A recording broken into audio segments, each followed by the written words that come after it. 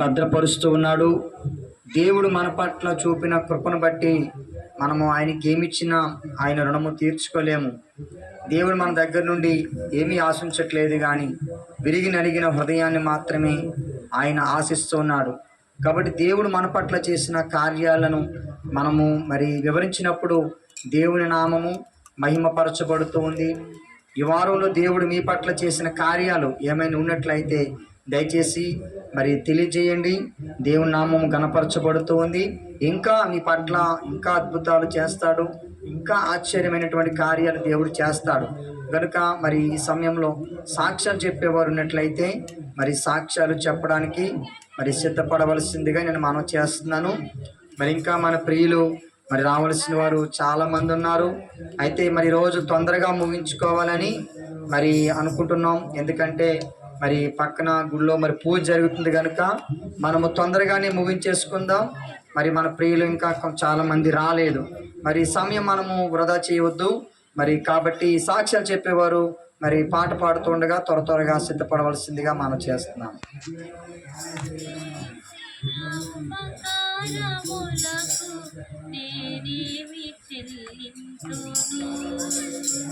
నీవు చేసిన ఉపకారములకు నేనేమి చెల్లింతును? వేలాది దూడలనా, వేలాది పొట్టేలనా, వేలాది దూడలనా, వేలాది పొట్టేలనా, నీవు చేసిన ఉపకారములకు నేనేమి చెల్లింతును? దయచేసి త్వరగా సిద్ధపడండి అమ్మా. సాక్ష్యాలు చెప్పేవారు నదులంతా విస్తార తైలము నీకిచ్చిన చాలునా,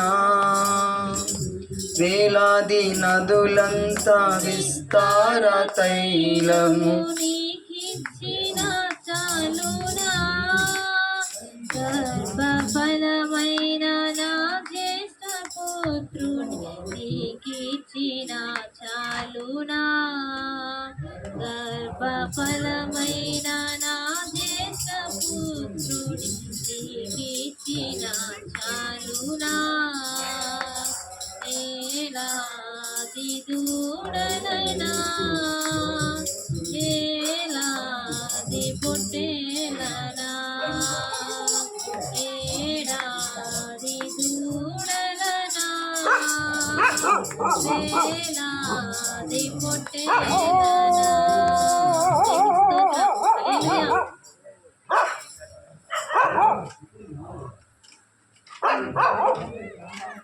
దేవునికి స్తోత్రం కలుగును గాక. మీ అందరిని బట్టి నేను ప్రభువుని స్తుతిస్తున్నాను. వచ్చిన మీ అందరికీ ప్రభు పేరట వందనాలు తెలియజేస్తూ ఉన్నాను.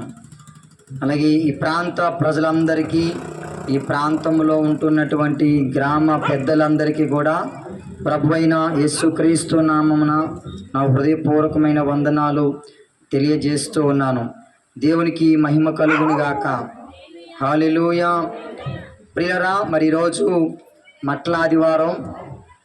ప్రపంచమంతా కూడా యేసుక్రీస్తు వారిని గాడిద పిల్ల మీద ఎక్కించి యోసన్న జైహో, ఓసన్న జైహో అని ప్రియరా, ఆనాడు ఇజ్రాయేలు ప్రజలు యేసుక్రీస్తు వారు జీవించినటువంటి కాలంలో అనేక మంది యేసుక్రీస్తును రాజుగా వారు గుర్తించి ఆనాడు వారు చేసినటువంటి ఆ గొప్ప కార్యము ఈనాటికి ప్రపంచమంతా కూడా ఓసన్న జైహో, ఓసన్న జైహో అని స్తుతి గీతాలు పాడుతూ ప్రభుని ఇంకా గణపరుస్తూ ఉన్నారు, ఇంకా ఆరాధిస్తూ ఉన్నారు.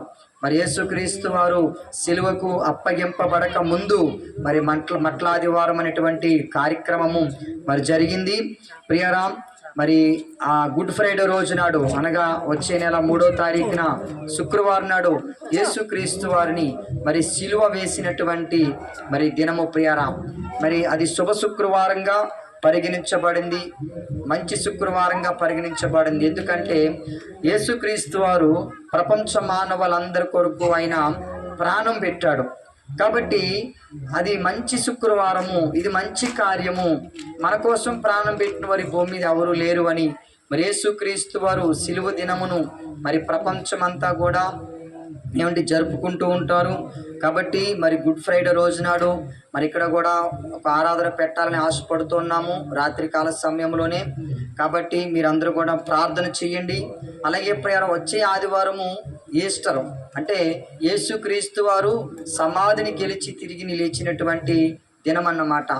చాలామంది మరి సమాధుల దగ్గరికి వెళ్ళి వారి బంధువుల్లో, వారు చుట్టాలో ఎవరైనా వారి యొక్క ఫ్యామిలీలో ఎవరైనా మరణించిన వారైతే వారి సమాధుల దగ్గరికి వెళ్ళి ఆ సమాధిని శుభ్రంగా కడిగి కొవ్వొత్తులు వెలిగించి పూలమాలలు వేస్తూ ఉంటారు.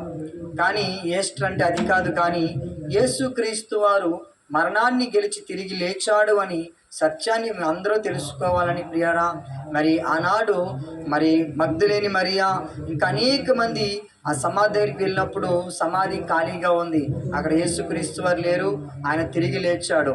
అందుకే అది పునరుద్ధానంగా పరిగణించబడింది. క్రైస్తవులందరికీ ఉన్నటువంటి నిరీక్షణ ఏంటో తెలుసా? యేసుక్రీస్తు వారు తిరిగి లేచాడు, నేను కూడా ఒక దినాన చనిపోతాను, నన్ను కూడా ఆయన లేపుతాడు. అదే మన విశ్వాసం. దేవునికి మహిమ కలుగును గాక. ఆ విశ్వాసాన్ని బట్టే మనము ప్రభుని అంగీకరించాం, ఆ విశ్వాసాన్ని బట్టే మనము రక్షణ పొందుతూ ఉన్నాం. కాబట్టి ప్రియరా, ఈ లోకంలో మనం ఎప్పటికైనా ఈ లోకాన్ని విడిచిపెట్టవలసిన వారమే. అయితే యేసుక్రీస్తు మన అందరి పాపాల కొరకు ఆయన మరణించాడు కాబట్టి మనం ఏం చేయబడతామంటే తిరిగి లేపబడతాం. హల్లెలూయా. కాబట్టి వచ్చే ఆదివారం ఈస్టరు, మరి ఆ రోజు ఇక్కడ ఒక చిన్న కార్యక్రమం చేయాలని నేను ఆశపడుతూ ఉన్నాను. మరి దేవుడు ప్రేరేపించాడు. అయితే చుట్టుపక్కల ఉన్న వారందరినీ పిలిచి మరి ప్రేమ విందుని ఏర్పాటు చేయాలని నాకు దేవుడు ఒక ఆలోచన ఇచ్చాడు. కాబట్టి మరి ప్రార్థన చేయండి. మరి వచ్చే ఆదివారము ఇదే స్థలంలో మరి చక్కగా ఆరాధన జరిగేలాగా మీ యొక్క అనుదిన ప్రార్థనలో జ్ఞాపకం చేసుకోవలసిందిగా నేను మనవి చేస్తూ ఉన్నాను. దేవునికి మహిమ కలుగును గాక. ప్రియారా, మరి తొందరగా ముగించుకుందాం ఈరోజు. ఎందుకంటే మరి పక్కన పూజ జరుగుతుంది కనుక మనము దేవుని బిడ్డలముగా మనం ఎవరము కూడా ఇతరులకు ఇబ్బందికరంగా మనం ఉండకూడదు. కాబట్టి మనము మరి త్వరగానే మనం ముగించుకుందాం. మరి నేను సమయాన్ని ఎక్కువగా వృధా చేయను, కొద్ది నిమిషాలు మీకు వాక్యాన్ని నేను పంచుకుంటాను. ప్రియరా, దేవుని మహాకృపను బట్టి మరి ప్రతిరోజు కొంతమంది పెద్దవారికి ఇక్కడ మరి ఉదయకాల సమయంలో టిఫిన్ పెట్టడం జరుగుతూ ఉంది. మీ అందరికీ తెలుసు. ఏమంటే ఇప్పుడు ప్రస్తుతం మనం చూస్తున్నప్పుడు గ్యాస్ చాలా రేటు పెరిగిపోయిందండి. గ్యాస్ మనం బుక్ చేసినా రావట్లేదు. ఒకవేళ మనము బ్లాక్లో కొనుక్కుంటే చాలా రేట్, అది బ్లాక్లోనూ కొనలేము, ఒకవేళ బుక్ చేసినా మనకు తొందరగా అది రాదు. ఇలాంటి పరిస్థితుల్లో ఈ టిఫిన్ సెక్షన్ ఆగిపోతుందేమో అని మాకు భయం అనిపించింది. అయితే ప్రియారా, మరి దేవుడు పాస్టమ్మ గారికి ఒక ఆలోచన ఇచ్చాడు. గ్యాస్ ఉండగానే ముందుగానే గ్యాస్ బుక్ చేసేసారు. కాబట్టి మరి ఇప్పుడు గ్యాస్ రేటు పెరుగుతున్నటువంటి ఈ సమయంలో మరి ఆ గ్యాస్ మరి వాడడం జరుగుతోంది. ప్రార్థన చేస్తూ ఉన్నాం, మరి తొందరగా గ్యాస్ రేట్లు తగ్గించబడాలి. ఎందుకంటే ప్రతిరోజు ఒక 15 మంది వరకు మనము టిఫిన్ ఏర్పాటు చేస్తున్నాం. చాలా కాస్ట్ అవుతుంది కదా గ్యాసు. కాబట్టి మీరందరూ కూడా మరి ప్రార్థన చేయండి. ఆ కార్యక్రమం ఇంకా జరగాలి, ఇంకా అనేక మంది రావాలి. ఆ దేవుడు ఇచ్చినటువంటి ఆహారాన్ని అనేక మంది తినాలి.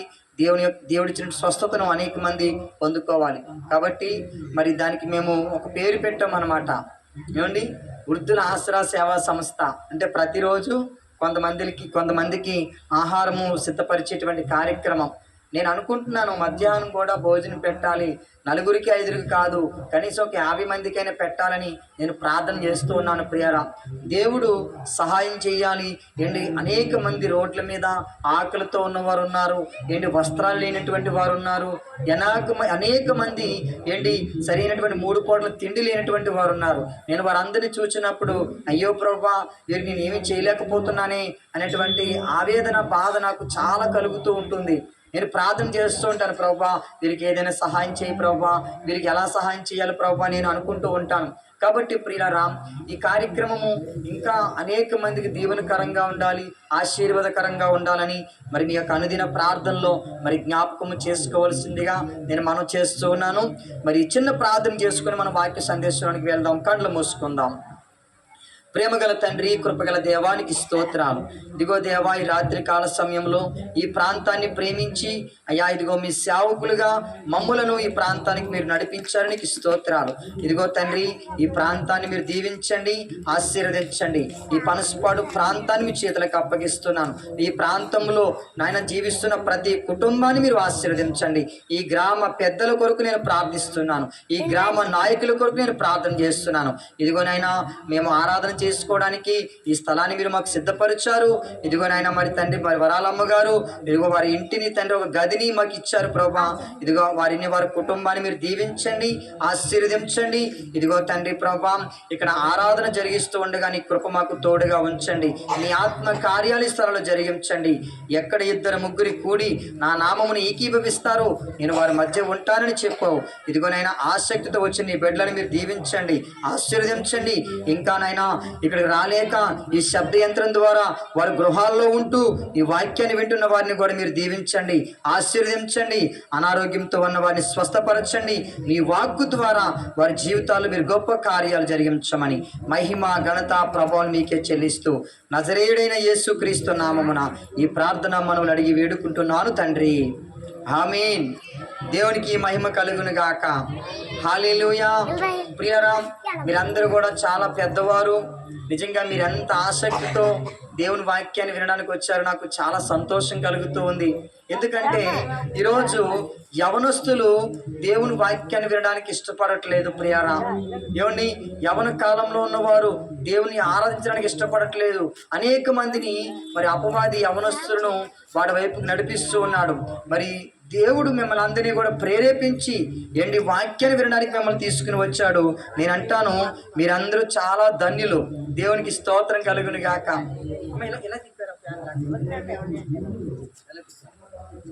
మీరందరూ చాలా ధన్యులండి. ఎందుకంటే మరి ఎంత మంచి సమయాన్ని మీరు ఉపయోగించుకుంటున్నారు.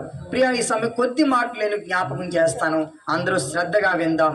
యేసుక్రీస్తు వారిని ఏంటి ఒక గాడిద మీద పెట్టి, ఒక గాడిద మీద హోసన్న జైహో, హోసన్న జైహో అని ఆయనను స్తుతిస్తూ ఉన్నారు. అసలు అమ్మ వందనాలమ్మ. అసలు ప్రియరా, చాలా మంది అనుకుంటారు, ఎందుకు యేసుక్రీస్తు వారిని గాడిద మీద పెట్టి ఊరేగించారు, అసలు ఎందుకు యేసుక్రీస్తు వారిని స్తుతిస్తున్నారు, అసలు ఈయన ఎందుకు వచ్చాడు అని చాలా మంది అనుకుంటారు ప్రియరా. నేనంటాను, సేవకునిగా యేసుక్రీస్తు వారు భూమి మీదకి ఎందుకు వచ్చారంటే ఏమండి, మన మీద ఉన్న శిక్షను తప్పించడానికి. హల్లెలూయా. ఎందుకు మన మీద శిక్ష? ఏంటి మన మీద ఎందుకు శిక్ష అంటే ఏంటి, ఈ భూమి మీదకి వచ్చినప్పుడే ఏంటి మనము పాపము చేసిన వారము.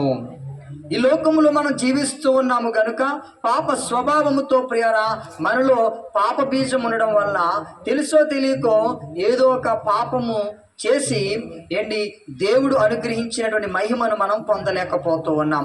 కాబట్టి ఈ పాపం తొలగించబడాలి, ఈ పాపం నుంచి మనకు ప్రక్షాళన కలగాలి, ఈ పాపం నుండి మనకు విముక్తి కలగాలి.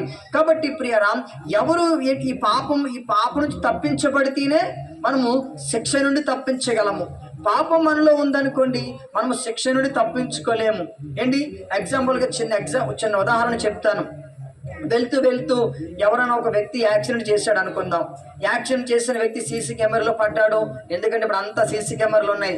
అయితే వెంటనే పోలీసులు ఆ వ్యక్తిని అరెస్ట్ చేస్తారు. నువ్వు యాక్సిడెంట్ చేసావు కాబట్టి, నీ వలన ఒక వ్యక్తి మరణించాడు కాబట్టి నువ్వు శిక్షకు అర్హుడు అని ఆ వ్యక్తిని ఏం చేస్తారండి, కొద్ది రోజులు జైల్లో పెడతారు. ఆ వ్యక్తికి ఏంటి ఒక చలాన విధిస్తారు. ఏంటి కొన్ని రోజులు పనిష్మెంట్ ఇస్తారు, అంటే శిక్ష విధిస్తారు ప్రియారా. మరి ఆ వ్యక్తి శిక్షకు పాత్రుడు. మరి ఆ శిక్ష నుంచి తప్పించుకోవాలి. ఎలా తప్పించబడతాడు ప్రియారా? ఏంటి, ఆ శిక్షను ఎవరో ఒకరు తన మీద వేసుకుంటేనే ఆ శిక్షను ఆ వ్యక్తి తప్పించుకుంటాడు. కాబట్టి మన మీద ఉన్నటువంటి శిక్షను తొలగించడానికి యేసుక్రీస్తు వారు మనందరి పాపాలను ఆయన భరించి మనందరి కొరకు ఆయనే శిక్ష అనుభవించాడు.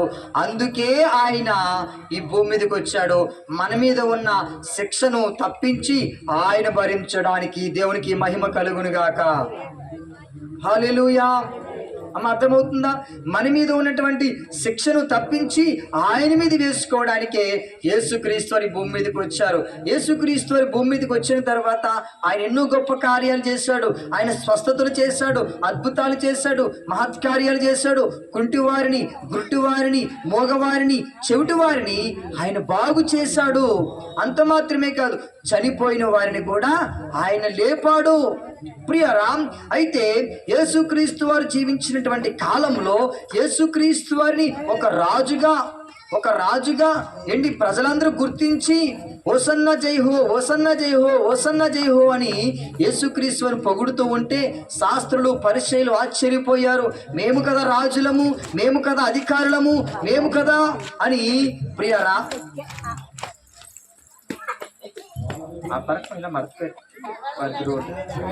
ప్రియరామ్ ఏమండి, ఈ ప్రజలు యేసుని రాజుగా వారు గుర్తించారు కాబట్టి ఓసన్న జైహో, ఓసన్న జైహో అని వారు ప్రభుని ఎక్కువగా స్తుతిస్తూ ఉన్నారు. నేను అంటాను ప్రియరామ్, రాజులైనటువంటి ఆ కాలంలో మేమే కదా రాజులము అనుకున్నారు. కానీ మన యేసుక్రీస్తు వారు ఈ భూ సంబంధమైన రాజు కాదండి, ఆయన పర సంబంధమైనటువంటి రాజు. అందుకే పిలాతు నువ్వు రాజువా అని యేసుక్రీస్తు వారిని అడుగుతాడు. అప్పుడు యేసుక్రీస్తు వారు ఏమంటారంటే, నువ్వు అన్నట్టే, కానీ నేను ఈ లోక సంబంధమైన రాజును కాదు. నేను ఏదో సింహాసనం మీద కూర్చోడానికో, ఏదో కిరీటం పెట్టుకోవడానికో, ఏదో ప్రజలను పరిపాలించడానికి కాదు, కానీ నా రాజ్యము తరతరములు ఉంటుంది. దేవునికి స్తోత్రము కలుగును గాక. నా రాజ్యము నిత్యము నిలిచే రాజ్యము, అంతము లేని రాజ్యము యేసుక్రీస్తు వారి యొక్క రాజ్యము. ప్రియరా, ఈ లోక రాజ్యాలన్నీ ప్రియరా అవన్నీ కూడా ఏదో ఒక రోజు నిర్వీర్యమైపోతూ ఉంటాయి. కానీ మన యేసయ్య రాజ్యము సదాకాలం మనతో ఉంటుంది. అయితే ఒక మాట నేను జ్ఞాపకం చేస్తాను. యేసుక్రీస్తు వారు ఆయన ఈ భూమి మీదకి రావడానికి గల ముఖ్య కారణాలు కొన్ని మీకు జ్ఞాపకం చేస్తాను. పేతురు గారు రాసిన 2వ పత్రిక 3వ అధ్యాయము 9వ వచనం చదువుదాం అందరం కూడా.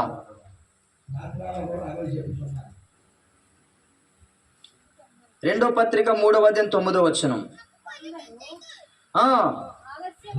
కొందరు ఆలస్యమని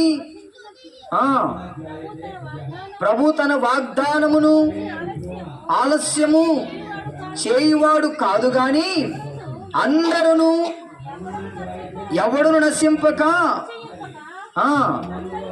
అందరూ మారు మనసు పొందాలని కోరుచు ఆయన దీర్ఘ శాంతము గలవాడై ఉన్నాడు. దేవునికి స్తోత్రం కలుగును గాక.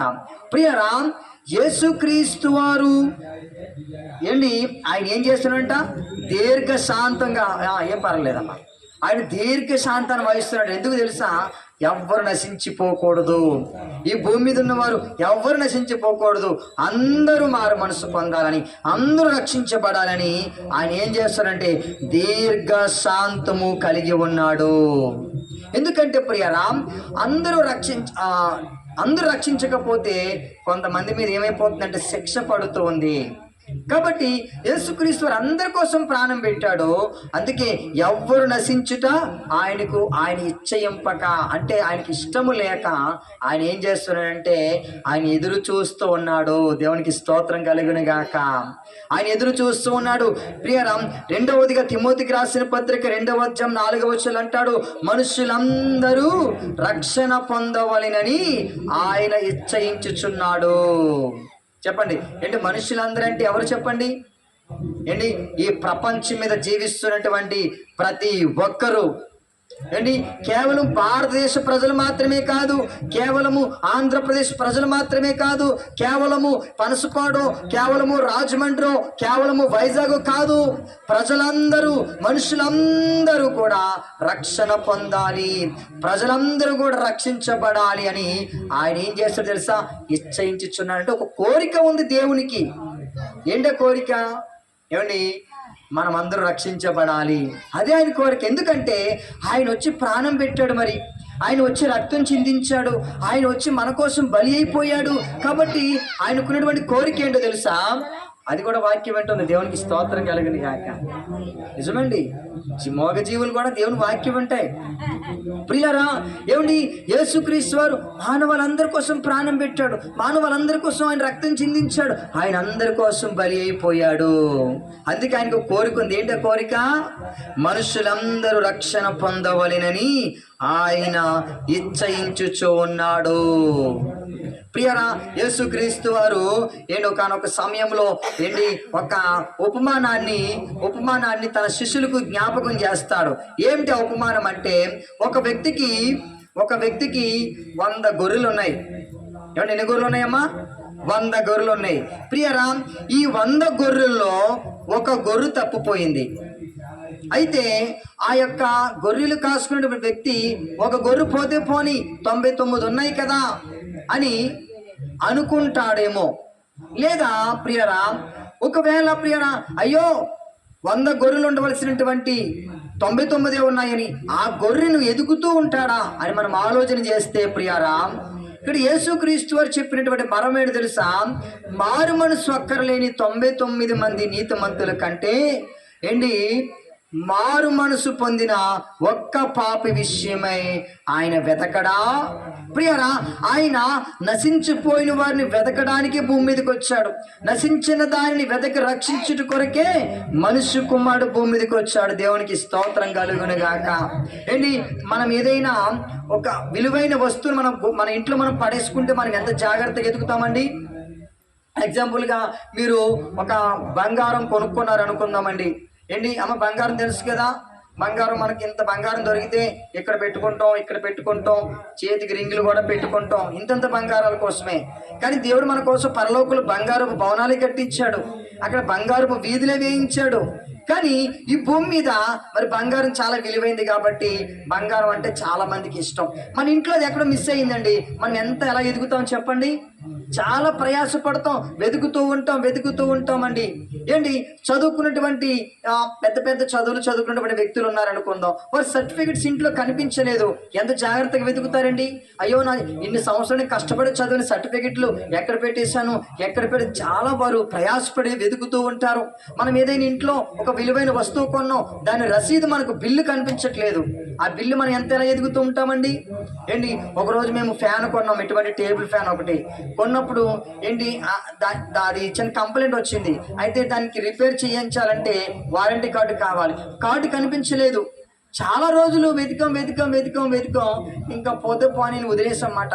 ఇక మొత్తానికి నేనే ఆ ఫ్యాన్ చేసి మొత్తానికి నేను మా ఫ్రెండ్ మొత్తానికి అది రిపేర్ చేయడం జరిగింది. అది సెట్ అయిపోయింది. కొన్ని రోజుల తర్వాత మనకు ఆ యొక్క వారంటీ కార్డు దొరికింది. ఇప్పుడు వారంటీ కార్డు మనం చాలా జాగ్రత్తగా దాచుకుంటాం, చాలా జాగ్రత్తగా అది మనము దాచిపెడతామండి. అది పోతే మనము చాలా కంగారు పడతాం, వెతుకుతూ ఉంటాం.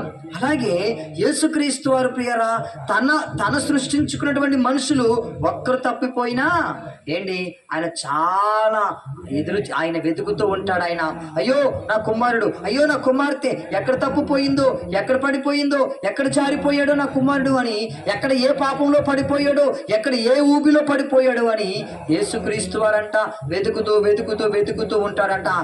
కనిపిస్తే ఆ వ్యక్తికి ఏం చేస్తాడు తెలుసా? తన సేవకుని పంపిస్తాడు. ఇదిగో పలానా ప్రాంతంలో పలానా వ్యక్తి పాపంలో పడిపోయాడు, నువ్వు వెళ్ళి ఆ వ్యక్తి కొరకు ప్రార్థించి నువ్వు వెళ్ళి వాక్యం ప్రకటించు అని ప్రియరా ఆ వ్యక్తి దగ్గరికి దేవుడే పంపిస్తాడు సేవకుని. దేవునికి స్తోత్రం కలుగును గాక. ఐథియోపియా నపుంసకుడైనటువంటి ఒక వ్యక్తి గుర్రం మీద రథం మీద వెళ్ళిపోతూ ఉన్నప్పుడు ఫిలిప్పుని ఏం చేస్తాడు? పరిశుద్ధాత్ముడు ప్రేరేపించి ఫిలిప్పుని అతని దగ్గరికి పంపిస్తాడు. ప్రియరా, పంపించినప్పుడు ఆ వ్యక్తి వాక్యం చెబితే వెంటనే అక్కడ ఐథియోపియా నపుంసకుడు ఏం చేస్తాడు? రక్షణ పొందుతాడు. దేవునికి స్తోత్రం కలుగును గాక. అలాగే ప్రియరా, ఎక్కడైతే ప్రజలు నశించిపోతున్నారో, ఎక్కడైతే ప్రజలు పాడైపోతున్నారో, ఎక్కడైతే ప్రజలు పాపంలో పడిపోతున్నారో అక్కడకు తన సేవకులను దేవుడే పంపిస్తాడు. గట్టిగా చప్పలు కూడా దేవుని నామాన్ని మహిమపరుద్దాం. ఎందుకంటే తన ప్రజలు నశించిపోతుంటే దేవుడు చూస్తూ ఊరుకోలేడు, ఆయన మౌనంగా ఉండలేడు. ఎందుకో తెలుసా? మనమందరం కూడా ఆయన ప్రజలము, మనమందరం కూడా ఆయన పిల్లలము ప్రియరా. ఏంటి, మన గర్భాన్ని పుట్టినటువంటి పిల్లలు ఏంటి మనతో వస్తూ వస్తూ వస్తూ ఎక్కడో కాలు జారి పడిపోయారు అనుకుందాం. ఏంటి, బాగా జారిపోయాడు అనుకుంటామా? బాగా దెబ్బలు తగిలి అనుకుంటామా? ప్రియరా, వెంటనే పరుగున వెళ్ళి ఏం చేస్తామండి? హత్తుకుంటాం. ఏంటి, వెంటనే గాయాన్ని తుడుస్తాం, ఆ గాయాన్ని శుభ్రం చేస్తాం, వెంటనే మందు వేస్తాం. ప్రియరా, ఈ లోకంలో కొద్ది కాలం జీవిస్తున్న మనకే ఇంత ప్రేమ ఉంటే ఏంటి, మనల్ని సృష్టించినటువంటి ఆ దేవాదేవుడికి ఇంకెంత ప్రేమ ఉంటుందో ఒకసారి ఆలోచించండి ప్రియరా. అందుకే ఆయన నశించిన దానిని వెదకి రక్షించడానికి వచ్చాడు. నశించిన దాన్ని ఎవరైతే నశించిపోయారో, ఎవరైతే పాపంలో పడిపోయారో వారు రక్షించడానికి ఆయన ఈ భూమి మీదకి వచ్చాడు. హెబ్రీ పత్రిక 2వ అధ్యాయం 9వ వచనం చదువుదాం అందరం కూడా.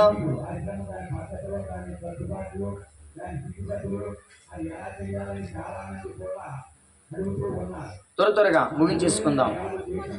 దేవుని 2:9 దేవుని కృప వలన ఆయన ప్రతి మనుషుని కొరకు చదవండి.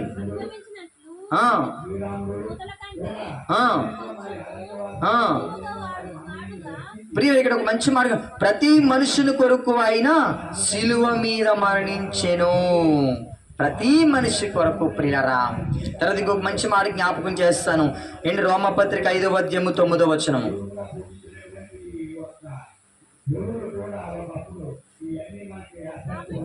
కాబట్టి రక్తము వలన ఇప్పుడు నీతిమంతులుగా తీర్చబడి మరింత నిశ్చయముగా ఆయన ద్వారా అందరూ లైట్ వేసుకోండి వాక్యం చదివేటప్పుడు. అండ్ అందరూ రక్షించబడుదురు. తెస్సలోనికీయులకు రాసిన మొదటి పత్రిక 1వ అధ్యాయము 9వ వచనం చదువుదాం. నేను చదువుతాను చూడండి ఒకసారి. 1వ అధ్యాయము 9వ వచనం.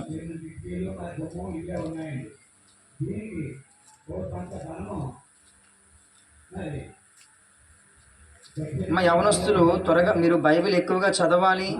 బైబిల్ మీరు చదివినప్పుడు వాక్యం చెప్పిన మీరు అందించాలి. చూడండి, ఇక్కడ మీ యొద్ద మాకెట్టి ప్రవేశము కలిగినో అక్కడి జనులు మమ్మను గూర్చి తెలియజెప్పుచున్నారు. మరియు మీరు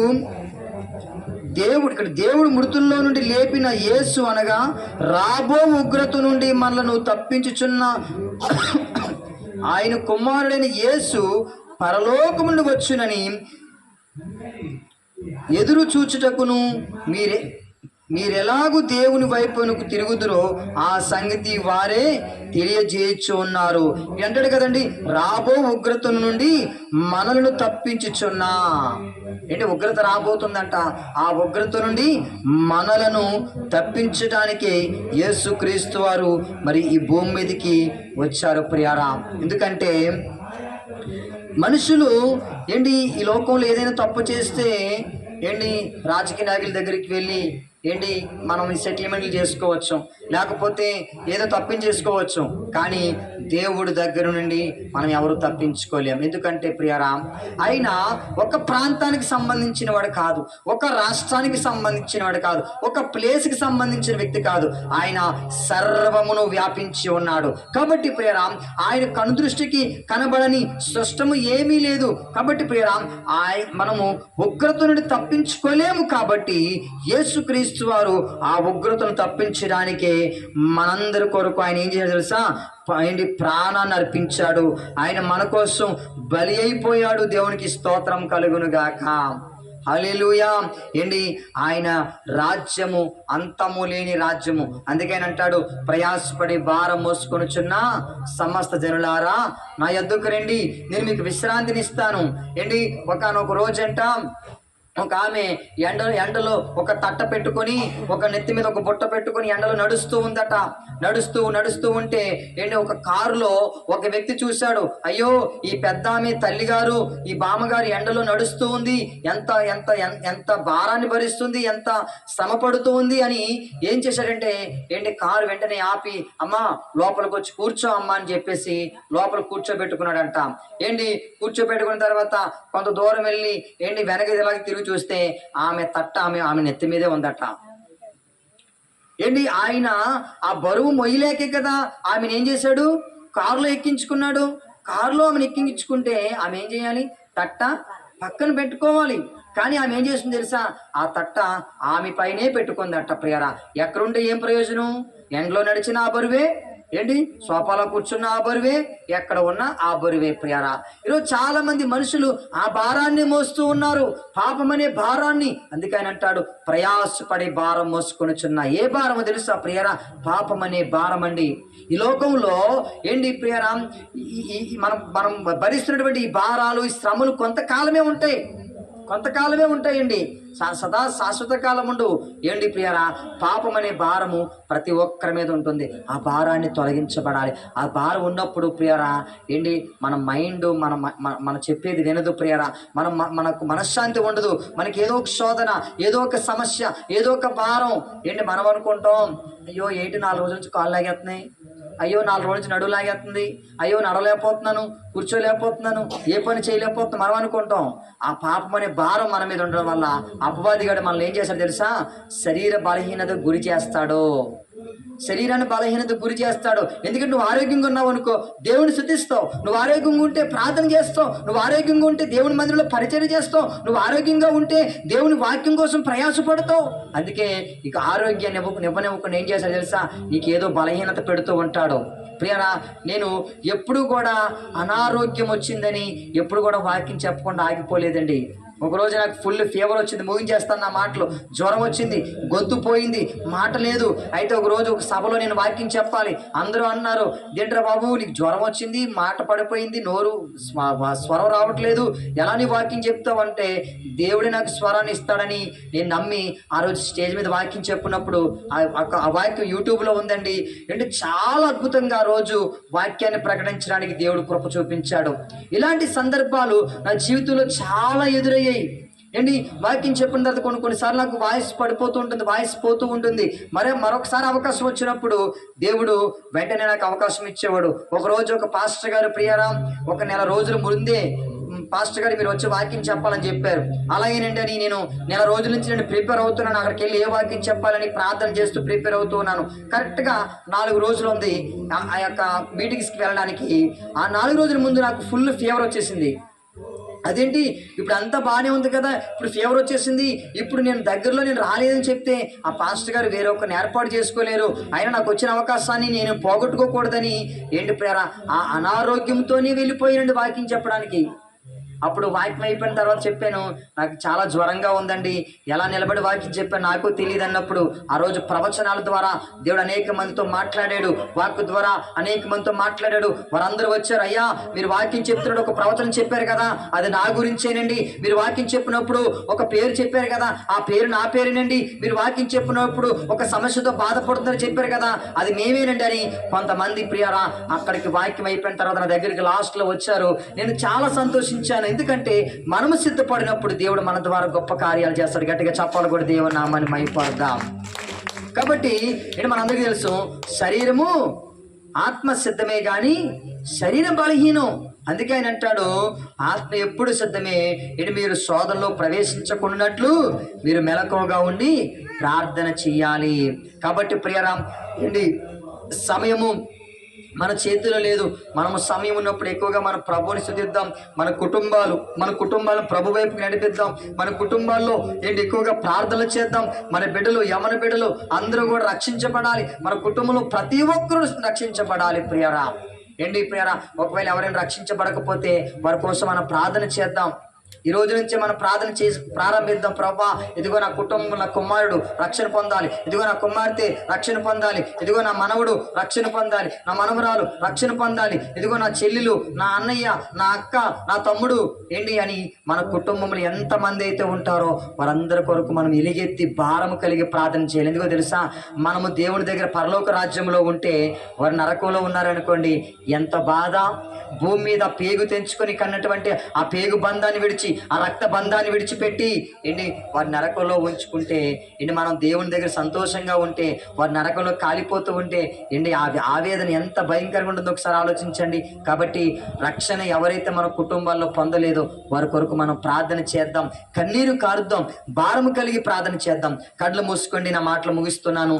ఆఖరిగా మనం చిన్న ప్రార్థన చేసుకొని మనము ఈ యొక్క కార్యక్రమాన్ని ముగించుకుందాం. అందరూ కళ్ళు మూసుకోండి, మనము ప్రార్థన చేసుకుందాం. ప్రేమగల తండ్రి, కృపగల దేవానికి స్తోత్రాలు ప్రభువా. ఇదిగో ఇంతవరకు మీరు మాతో మాట్లాడారు. నిజమైన ఆయన తండ్రి ప్రభువా, మాపై ఉన్నటువంటి పాప భారాన్ని తొలగించి అయ్యా, మాపై ఉన్నటువంటి శిక్షను తొలగించడానికి అయ్యా ఇదిగో నీ కుమారుని భూమి మీదకి పంపించావు నాయన. అయ్యా ఇదిగో తండ్రి, ఆయన రాజుగా పుట్టాడు ప్రభువా. ఇదిగో రాజుగా ఈ లోకానికి వచ్చి ఇదిగో నాయన తండ్రి రాజుగానే ఇదిగో స్తుతింపబడుతూ ఉన్నాడు, రాజుగానే ఇదిగో తండ్రి ప్రభువా ఇదిగో కొనియాడబడుతూ ఉన్నాడు తండ్రి. ఆయన రాజ్యము అంతము లేని రాజ్యమని, ఆయన రాజ్యము యుగ యుగాలు ఉంటుందని ప్రభా మీరు మాట్లాడారు. ఇదిగోనైనా తండ్రి ప్రభా, ఇదిగో మనుషులందరూ రక్షణ పొందాలని మీరు మీరు ఇచ్చగలిగి ఉన్నారు అయ్యా. మీరు దీర్ఘ శాంతము కలిగి ఉన్నారు ప్రభా. మా భారాన్ని తొలగించడానికి, మా శాపాన్ని తొలగించడానికి, మా శిక్షను తప్పించడానికి ప్రభా మీరు మా పట్ల దీర్ఘ శాంతాన్ని కలిగి ఉన్నాడు. ఇదిగోనైనా ఈ వాక్య విన్న బిడ్డలందరికీ రక్షణ దయచేయండి, వారి కుటుంబాలకు రక్షణ దయచేయండి, వారి కుటుంబాలు వారి బిడ్డలను మీరు దీవించి ఆశీర్వదించమని, ఈ కార్యక్రమాన్ని ఇంత మంచిగా మీరు జరిపించినందుకు మీకే కృతజ్ఞతాస్తులు చెల్లిస్తూ మహిమ ఘనత ప్రభావాలు మీకే ఆరోపిస్తూ నజరేయుడైన యేసుక్రీస్తు నామమున ఈ ప్రార్థన మనవులు అడిగి వేడుకుంటున్నాను తండ్రి. ఆమేన్, ఆమేన్. అమ్మ అందరికీ వందనాలు. దేవుడు మిమ్మల్ని అందరినీ దీవించును గాక. మరి ఎవరైనా ప్రార్థన చేయించుకోవాలనుకున్నప్పుడు లాస్ట్లో మీరు రండి, మీకోసం నేను ప్రత్యేకంగా ప్రార్థన చేస్తాను.